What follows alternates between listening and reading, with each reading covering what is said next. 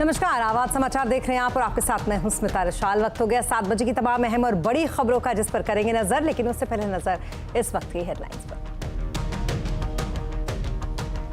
बंद होते होते दिन की ऊंचाई से फिसल गया बाजार। इंट्राडे में Nifty, mid cap, small cap ने रिकॉर्ड लेवल को छुआ। फिर भी सेंसेक्स 307 और निफ्टी 90 अंक चढ़कर बंद होने में कामयाब।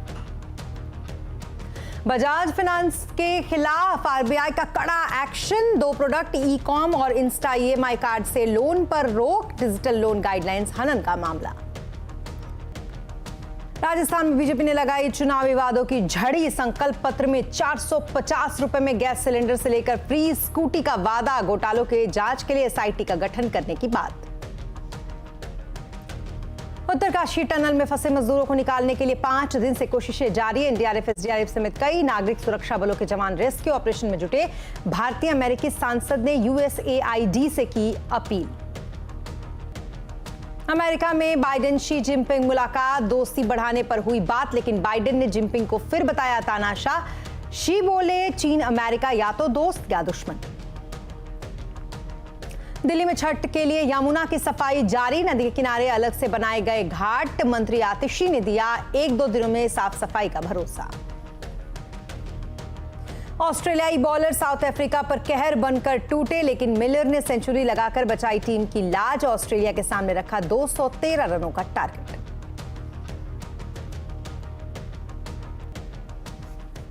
और बुलेटिन में सबसे पहले बात करेंगे बाजार की, जहां आज बाजार में लगातार दूसरे दिन तेजी रही और इसी तेजी के साथ mid cap, small cap index ने इंट्राडे में रिकॉर्ड स्तर को छुआ है। तो वहीं निफ्टी एनर्जी इंडेक्स भी 52 हफ्तों की ऊंचाई पर बंद हुआ है। आज सेंसेक्स 307 अंक चढ़कर 65,982 पर बंद हुआ। तो वहीं निफ्टी की अगर बात करें तो ये 90 अंक चढ़कर 19,765 पर बंद हुआ। मार्केट का पूरा एक्शन समझने के लिए चलते हैं यतिन के पास। यतिन, बताएं जरा आज के बाजार के हाईलाइट्स क्या क्या रहे।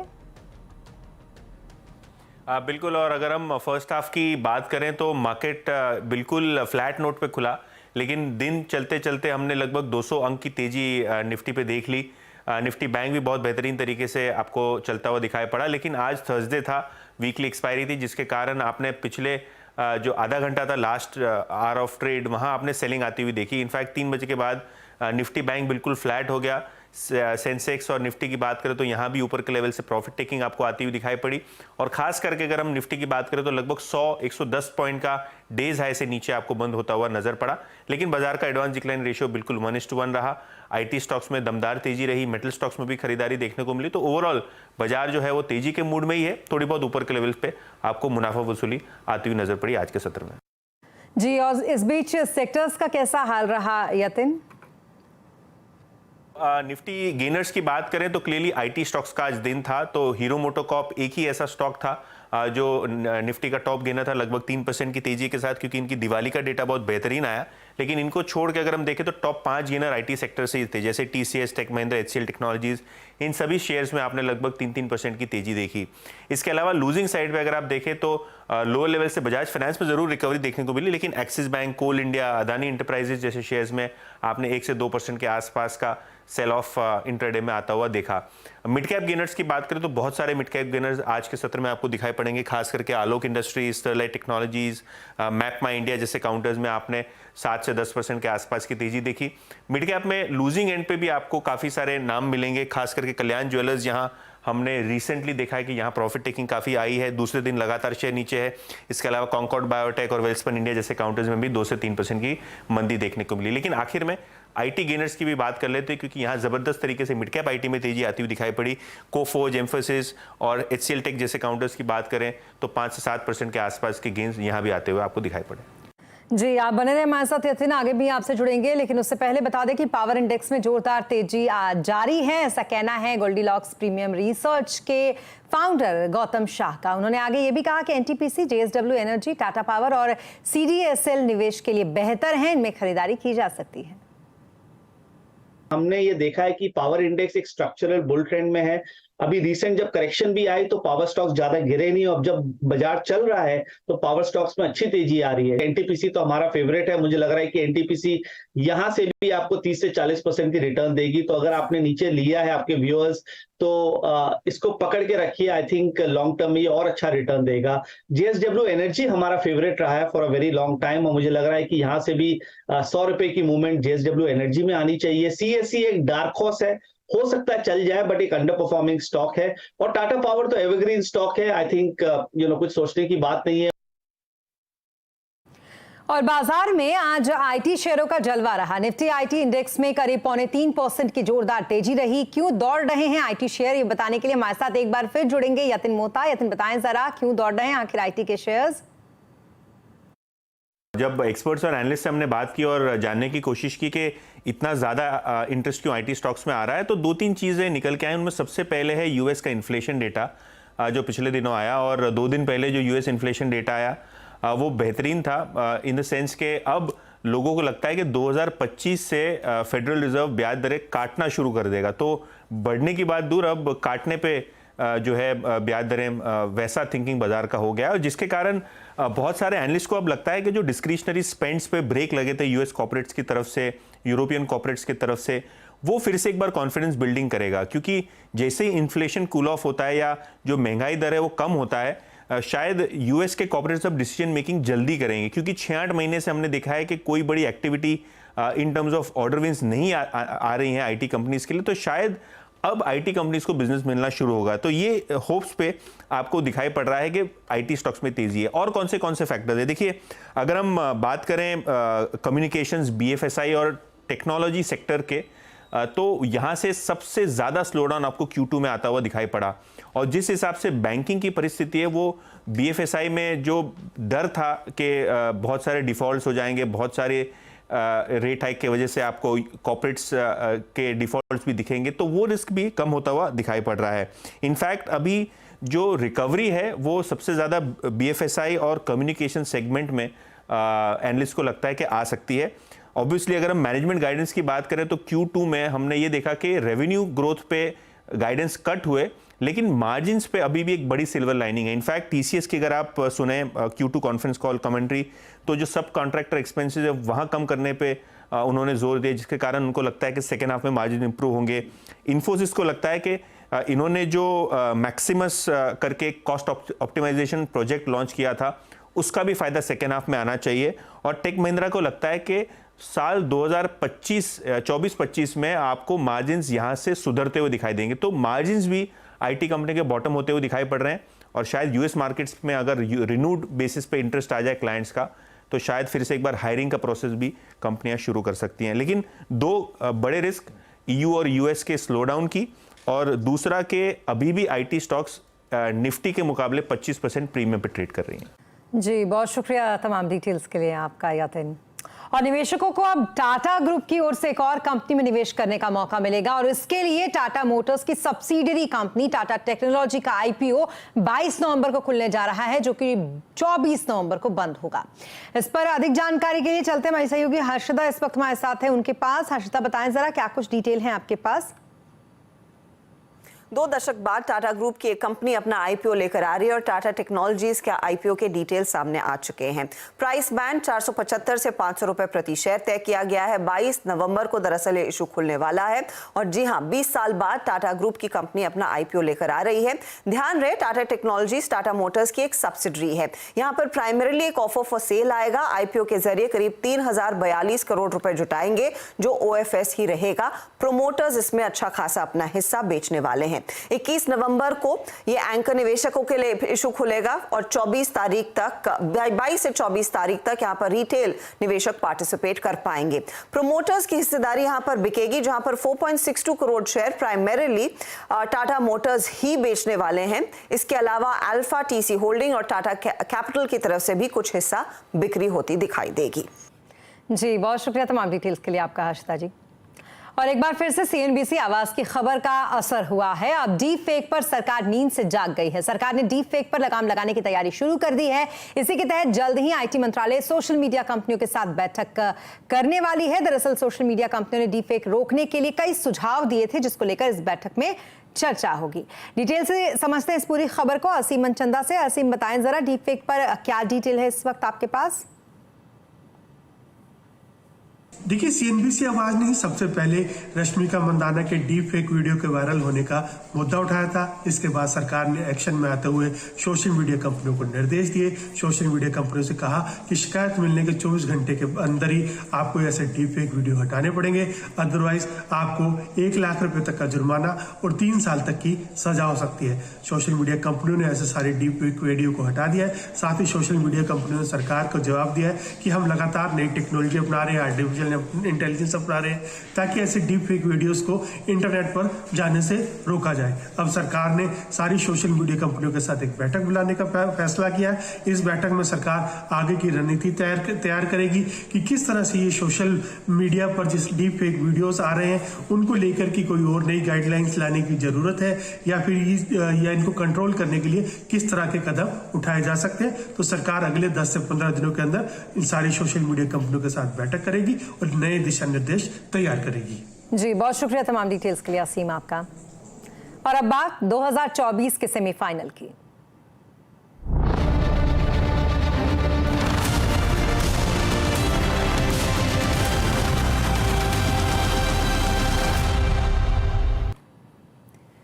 राजस्थान में 25 नवंबर को मतदान होना है। इससे पहले बीजेपी ने आज अपना संकल्प पत्र जारी कर दिया। बीजेपी ने राजस्थान में सरकार बनाने पर 2700 रुपए प्रति क्विंटल पर गेहूं की खरीद का वादा किया है। उज्ज्वला लाभार्थियों को 450 रुपए में गैस सिलेंडर के अलावा बेटी के जन्म पर 2 लाख रुपए के बॉन्ड का वादा किया है।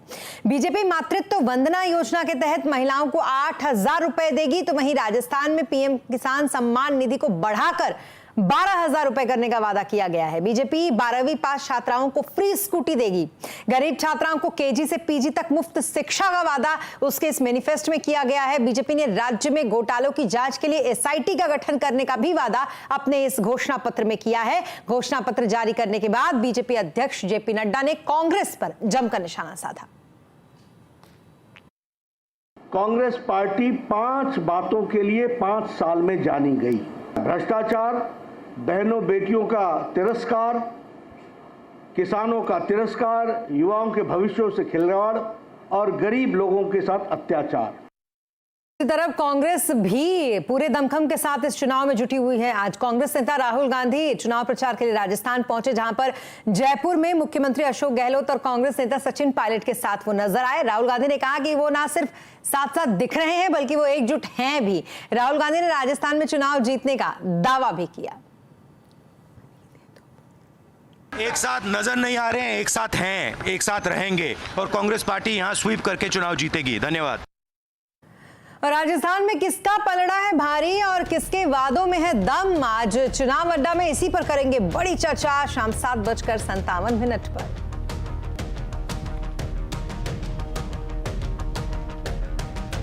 और अब बात दिल्ली में प्रदूषण की वजह से सांसों पर छाए संकट की करेंगे।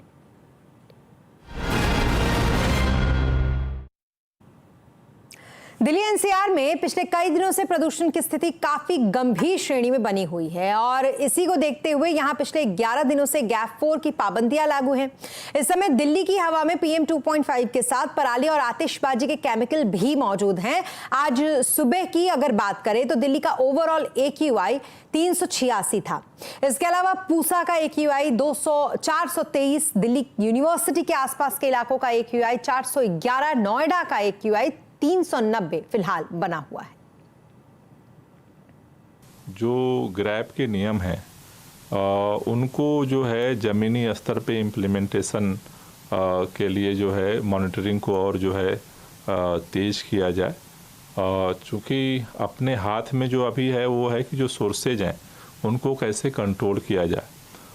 उस मॉनिटरिंग के लिए आज हमने ये निर्णय लिया है कि एक 6 सदस्यीय जो है स्पेशल टास्क फोर्स का गठन किया गया है। और दिल्ली में सिर्फ हवा में ही प्रदूषण नहीं है बल्कि दिल्ली की यमुना भी काफी ज्यादा प्रदूषित है और इसकी वजह से यमुना में अब झाग दिखने लगे हैं। लेकिन दिल्ली में छठ पूजा को देखते हुए यमुना की साफ सफाई का काम जोरों शोरों से चल रहा है। दरअसल इस समय यमुना में जो झाग फैला हुआ है उसकी वजह से छठ की पूजा कैसे की जाएगी ये बड़ा सवाल है। यमुना की स्थिति ऐसी नहीं है जिसकी वजह से लोग इसमें अर्घ्य दे सके, इसलिए नदी के किनारे अलग घाट बनाए गए हैं जहां लोगों के अर्घ्य देने के लिए व्यवस्था की गई है। और क्या व्यवस्था है इसका जायजा लिया हमारे संवाददाता रोहन सिंह ने।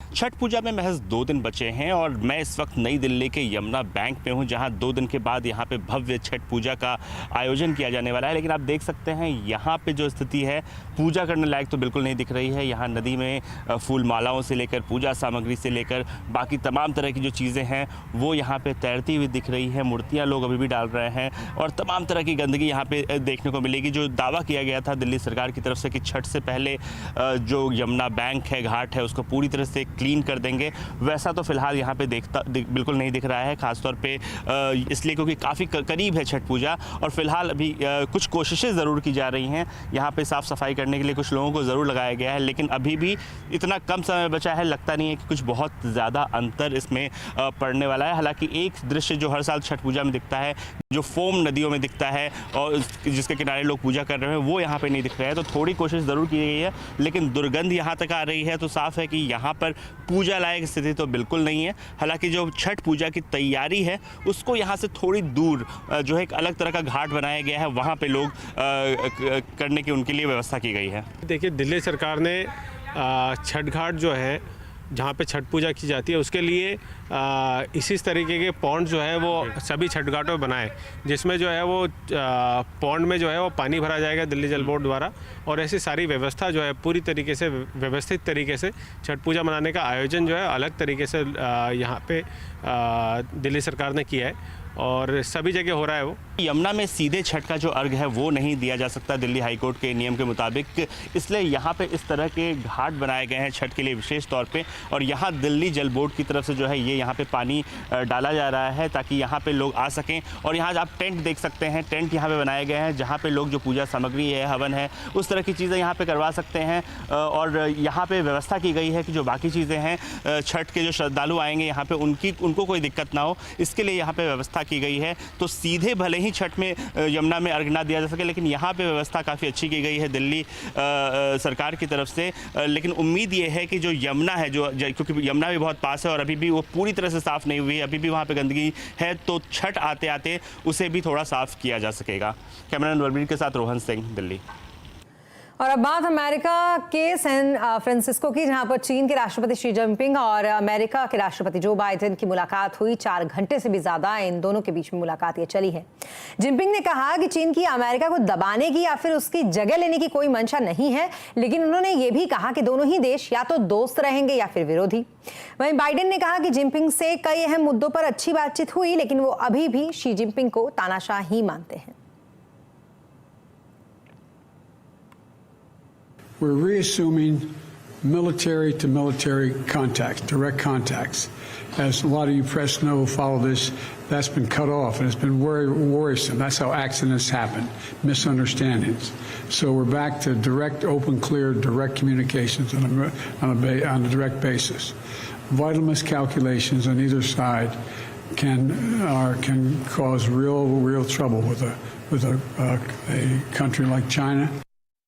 और अब बात उत्तरकाशी की, जहां पर एक बेहद दुखद हादसा हुआ। यहां पर टनल ढह गई, जिसमें अभी तक 40 मजदूर पिछले 5 दिनों से फंसे हुए हैं और उन्हें बाहर नहीं निकाला जा सका है। अभी तक 100 घंटे से ज्यादा का वक्त बीत चुका है। उनके रेस्क्यू ऑपरेशन में एनडीआरएफ, एसडीआरएफ समेत कई नागरिक सुरक्षा बल लगे हुए हैं। इसके अलावा थाईलैंड, नॉर्वे की एक्सपर्ट की टीमें भी लगी हुई हैं, पर कोई सफलता हाथ नहीं लगी है। इस बीच भारतीय मूल के अमेरिकी सांसद ने United states agency for international development से इस रेस्क्यू ऑपरेशन में मदद की अपील भी की है। ये हादसा रविवार को हुआ था, जहां पर ये निर्माणाधीन टनल थी और इसका एक हिस्सा ढह गया। और अब बात क्रिकेट वर्ल्ड कप की।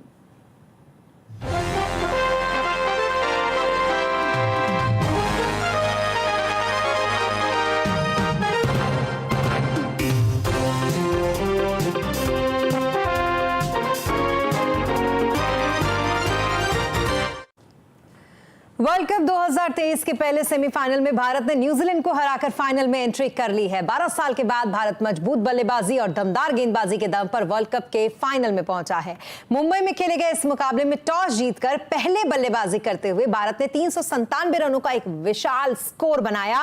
इस स्कोर में विराट कोहली का 50वां वनडे शतक और श्रेयस अय्यर की सेंचुरी शामिल रही।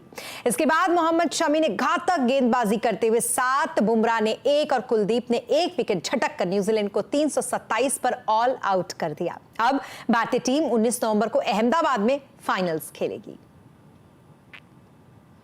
और भारत की जीत के बाद देश भर में जश्न का माहौल देखा गया। जगह जगह क्रिकेट प्रेमियों ने पटाखे चलाकर अपनी खुशी का इजहार किया, तिरंगा लहराया, इंडिया इंडिया के नारे लगाए। भारत की जीत पर पीएम मोदी समेत कई दिग्गजों ने टीम इंडिया को बधाई भी दी।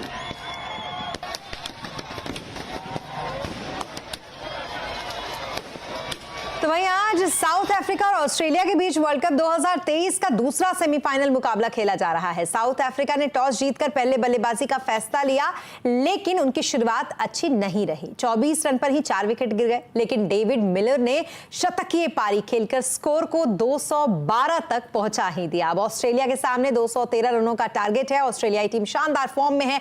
इस मैच में जो भी टीम जीतेगी उसका 19 नवंबर को मुकाबला भारत के साथ अहमदाबाद में फाइनल्स में होगा। और अब बात करेंगे ट्रेड फेयर की। इस बार दिल्ली में लगने वाले इस ट्रेड फेयर में यूपी पवेलियन में जय श्री राम के जयकारे लग रहे हैं। राम मंदिर की थीम पर सजा ये पवेलियन लोगों का ध्यान अपनी तरफ खींच रहा है। इसका जायजा लिया हमारे संवाददाता दीपाली नंदा ने।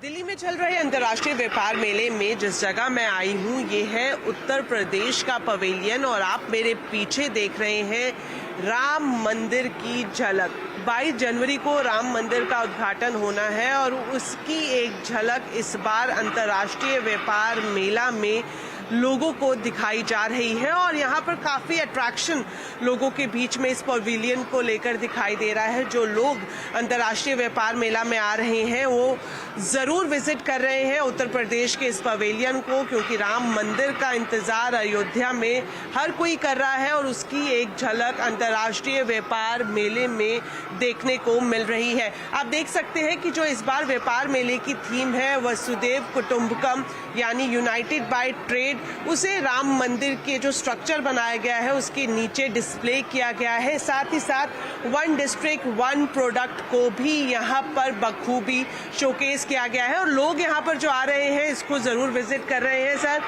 अयोध्या में 22 जनवरी को हनुमान राम मंदिर के हमें दर्शन होंगे और यहाँ पर एक झलक दिखाई दी है, क्या बोलना चाहेंगे? ये राम मंदिर के स्ट्रक्चर पे ही बना हुआ है। जय श्री राम। बिल्कुल, जय श्री राम। यहाँ पर जो लोग आ रहे हैं, मैं एक चीज नोटिस कर रही थी कि जब भी वीडियो बना रहे हैं, सेल्फी खींच रहे हैं तो जय श्री राम बोलना नहीं भूल रहे हैं। आप बताइए, आपने देखा कैसा लग रहा है? ये अच्छा है बहुत। बिल्कुल, तो आप देख सकते हैं यहाँ पर जो लोग आ रहे हैं वो जय श्री राम बोलते हुए नजर आएंगे। बिल्कुल, आप बताएं सर, यहाँ पर 22 जनवरी को अयोध्या में राम मंदिर का उद्घाटन होगा, लेकिन यहाँ पर एक झलक उसकी दिखाई दी है, क्या कहेंगे आप? मैं इसको बेहतरीन कहूँगा, अद्भुत कहूँगा और ये राष्ट्र हित में और हिंदू साहित्य के लिए बहुत बढ़िया रहेगा। और मैं जब भी कोई भी एंट्री करे तो यहाँ पे आप भी बोले, मैं भी बोलूंगा जय श्री राम। बिल्कुल, तो जय श्री राम। तो जय श्री राम से गूंजता हुआ ये उत्तर प्रदेश का पवेलियन दिखाई दे रहा है। दीपाली नंदा, दिल्ली। और खाली यूपी का पवेलियन ही नहीं बल्कि इस इंटरनेशनल ट्रेड फेयर में अलादीन का चिराग भी लोगों को खूब पसंद आ रहा है। दीपाली नंदा ने ऐसे खरीदारों से यहाँ पर बातचीत भी की। दिल्ली में चल रहे अंतर्राष्ट्रीय व्यापार मेला में मुझे मिल गया है अलादीन का चिराग। जी हाँ, मेरे हाथ में जो आप देख रहे हैं इसका नाम है अलाउद्दीन और यहाँ पर जो लोग आ रहे हैं वो भी इसी को काफी पसंद कर रहे हैं। मैम, ये क्या लिया आपने? ये मैं अलाउद्दीन का चिराग ले रही हूँ और मुझे लगता है कि इसमें से रगड़ने पर वो जिन निकलेगा और आपकी सारी फरमाइशें पूरी करेगा। बिल्कुल, पूरी फरमाइशें मेरी सारी पूरी करेगा और न केवल पूरी करेगा बल्कि मुझे लगता है कि हमारे पूरे देश की और विश्व की इकोनॉमी को भी सेटल करेगा। ओके, तो ये अलादीन की जिन से ये विश मांग रही है कि जो हमारी इकोनॉमी है हालांकि काफी अच्छी इम्प्रूव जा रही है, लेकिन तो और ऊपर लेके जाएगा। बिल्कुल और ऊपर लेकर जाएगा। हालांकि एक अच्छा थॉट है, लेकिन मैं आपको बता दूं इसकी रियलिटी ये है, इसमें से कोई जिन नहीं निकलेगा। इसका नाम है अलाउद्दीन। आप इसे अपने घर लेकर जा सकते हैं, यहाँ पर इसको लैंप को जला सकते हैं और लाइटिंग को एंजॉय कर सकते हैं। इसके अलावा स्टेट फेयर में जो मध्य प्रदेश का पवेलियन है उसमें स्टार्टअप्स काफी इनोवेटिव प्रोडक्ट्स लेकर आए हैं। एक स्टार्टअप ने पराली का माफ कीजिएगा बहुत बढ़िया इस्तेमाल किया है। हमारे संवाददाता दीपाली नंदा ने इसका भी जायजा लिया, आपको जरूर देखना चाहिए। सबसे पहले अगर हम स्टार्टअप की बात करें तो इसकी खासियत ये है कि ये पराली का समाधान लेकर आए हैं। पराली की बात करें तो पूरे दिल्ली एनसीआर में पराली की वजह से वायु प्रदूषण से हर कोई परेशान है। जो पराली जो किसान जला देता है उसको हम यूज करें तो उसको सबसे पहले हम क्या करते हैं, उस पराली के अंदर मशरूम को ग्रो करते हैं। मशरूम ग्रो करने के बाद, क्योंकि मशरूम में क्या होता है कि 30 ग्राम प्रोटीन होता है, 30 ग्राम प्रोटीन होता है, साथ में विटामिन डी होता है। तो आज की डेट में सबसे ज्यादा आप देखेंगे कि जो न्यूट्रिशन की कमी है, माल न्यूट्रिशन है हमारे इंडिया के अंदर, तो हम उसमें क्या कर सकते हैं कि माल न्यूट्रिशन को भी दूर कर सकते हैं, साथ में हम विटामिन डी की कमी को दूर कर सकते हैं। इसके अलावा ये पराली में इस तरह से मशरूम ग्रो करते हैं और जो बाकी का बचा हुआ वेस्ट होता है उससे ये बायोडिग्रेडेबल जो प्रोडक्ट्स हैं वो बना रहे हैं। तो ये काफी इनोवेटिव स्टार्टअप है। यहाँ पर आगे मैं आपको लेकर चलती हूँ। काफी पॉपुलर एक ब्रांड बनता हुआ दिखाई दे रहा है जो कि है चाय वाला की चाय पत्ती। मोस्टली मैम हमारे पास 17 तरह का टीज हैं, लेकिन अभी हम लोग यहाँ पर जो मतलब अपने शोकेस में करें वो 6 तरह के फ्लेवर्स हैं, जैसे मसाला, अदरक, इलायची, पान, चॉकलेट और रोज। एंड सेम हमारे पास ऐसे फ्लेवर्ड कॉफीज भी है 9। एक और स्टार्टअप है जो कि है ब्रोड संसा फूड्स लिमिटेड। इंदौर का ही ये स्टार्टअप है और मिलेट का यहाँ पर इनोवेशन देखने को मिल रहा है। हमारे पास ज्वार, बाजरा मध्य प्रदेश में उगाए जाते हैं, कोदो और कुटकी 2 मिलेट, तो उसकी भी वैरायटी है। बानियाड मिलेट जिसे कि सावा का चावल कहते हैं, उसका जो होल ग्रेन होता है उस मिलेट के लड्डू भी है जो कि व्रत में भी चलते हैं। ऐसे हमारे पास 11 तरह की वैरायटी है लड्डूज में और 10 तरह के रोस्टेड पफ्स है, वो भी सारे मिलेट्स के ही हैं। मेन वैरायटीज होती है मिलेट्स की जिनका जिक्र भी इन्होंने किया कि उसके अलग अलग स्नैक्स ऑप्शन और मिठाई के ऑप्शंस आपको यहाँ पर मिल जाएंगे। तो अगर आप भी अंतर्राष्ट्रीय व्यापार मेला में आ रहे हैं तो मध्य प्रदेश के इस पवेलियन में जरूर आए और जो चीजें मैंने आपको बताई है खुद आकर इसको एक्सपीरियंस करें। दीपाली नंदा, दिल्ली। और अब बात इंग्लैंड के फुटबॉल लीजेंड डेविड बेकहम की, जिन्होंने आज मुंबई में अंबानी परिवार से मुलाकात की। आज बेकहम अंबानी परिवार के निवास एंटीलिया पहुंचे, जहां पर रिलायंस इंडस्ट्रीज के चेयरमैन मुकेश अंबानी, रिलायंस फाउंडेशन की चेयरपर्सन नीता अंबानी ने उनसे मुलाकात की। इस दौरान आकाश और श्लोका अंबानी, ईशा अंबानी और राधिका मर्चेंट भी मौजूद थी। इस मौके पर अंबानी परिवार ने डेविड बेकहम को मुंबई इंडियन को उनके नाम वाली जर्सी गिफ्ट की।